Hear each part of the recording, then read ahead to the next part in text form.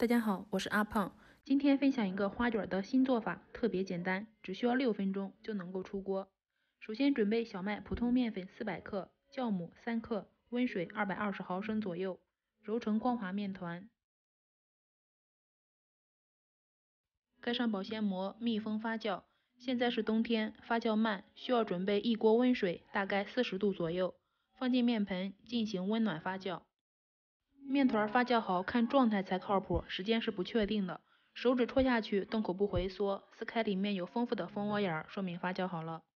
切点蒜苗或小葱，加入食用油、盐，搅拌均匀，腌制一下。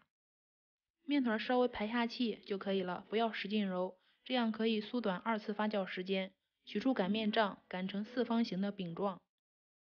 手心里面倒入13香，食用盐，加一点面粉，搅拌均匀，涂抹在面片上，加入食用油，食用油也均匀的抹开，放入腌好的蒜苗，对折起来，切成宽约0.5厘米的面条状。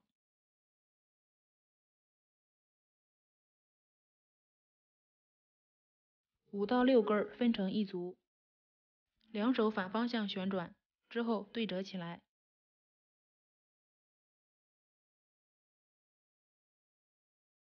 之后盖上保鲜膜，2次发酵20分钟左右，天冷的话会相对长一点。电饼铛刷油开中大火，花卷2次发酵好的状态就是拿起来手感发青，如果不发青还需要再等一等。盖上盖子焖3分钟。3分钟过后翻个面，盖上盖子再焖3分钟。铲子按压能够迅速回弹，说明花卷已经熟了，就可以出锅了。这样做的花卷简单又好吃，新手也能够一次做成功。喜欢的话就动手试试吧，外酥里软，非常好吃。谢谢您的观看。